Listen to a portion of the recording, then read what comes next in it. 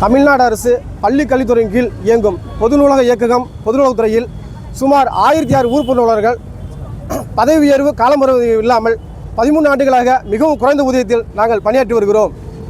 கடந்த மாதம் தஞ்சாவூர் மண்டலத்தை தொடர்ந்து இன்று 29 மாவட்டங்கள் உள்ளடக்கிய மாநிலம் முழுவதும் 3 மண்டலங்களில் கவனஈர்ப்பு உண்ணாவிரதம் நடைபெற்று வருகிறது. இன்று கோயம்புத்தூரில் 8 மாவட்டங்கள் இணைந்து இந்த கவனஈர்ப்பு உண்ணாவிரதத்தை நடத்தி வருகிறோம்.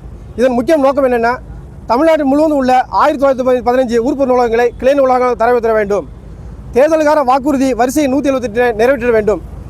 இந்த கோரிக்கையை வலியுறுத்தி தான் இன்று உறுப்பு நூல்களின் கவனஈர்ப்பு உண்ணாவிரதம் நடைபெற்று வருகிறது. எங்களின் சுமார் 70% பேர் 50 வயதை கடந்தவர்கள். தற்காலங்களில் 80 உறுப்பு நூலகர்கள் இதுவரை இறந்துள்ளார்கள். பணி விதிகள் மற்றும் பணி வரமுறை இல்லாததால் அவர்களுக்கு மற்ற அரசு ஊழியர்கள் கிடைக்க வேண்டிய எந்த பயனும் கிடைக்கப்பெறவில்லை.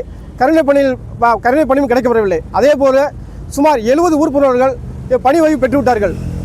எங்களது கோரிக்கைகளை மாண்புமிகு முதல்வர், பள்ளிக்கல்வித்துறை அமைச்சர் மற்றும் பல்வேறு அமைச்சர்களிடம் தொடர்ந்து கோரிக்கைகள் வைத்தும் பரிந்துரை செய்ய வேண்டியும் மற்றும் பாராளுமன்ற உறுப்பினர், சட்டமன்ற உறுப்பினர்களிடம் கோரிக்கை வைத்தும் எங்களது கோரிக்கை நிறைவேற்றப்படாமலே உள்ளது. மேலும் நாங்கள் தமிழ்நாடு பொதுநூலகத்துறை ஒருங்கிணைந்த உறுப்பினர் நலவைப்பு சார்பாக மாநில தழுவிய மனு இயக்கம், பெருந்திரள் முறையீடு, கோரிக்கை அட்டை பணி செய்தல் போன்ற பல்வேறு முறைகளில் கோரிக்கைகளை முன்னெடுத்தும் எங்களுக்கு நிறைவேற்றப்படாமல் காலந்தாழ்த்தப்படுகிறது.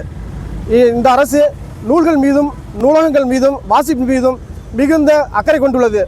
அப்படி இருக்கும்போது எங்களது உறுப்பு நூலாகிய ஒரு 1000 பேருக்கு எங்களது பதவி உயர்வும் காலமுறை ஊதியம் வழங்கிட வேண்டியும் இந்த கோரிக்கையை முன்வைத்து இந்த தமிழ்நாடு முழுவதும் அரசின் கவனத்தை ஈர்க்கும் வகையில் இந்த உண்ணாவிரதத்தை நடத்தி வருகிறோம். நன்றி.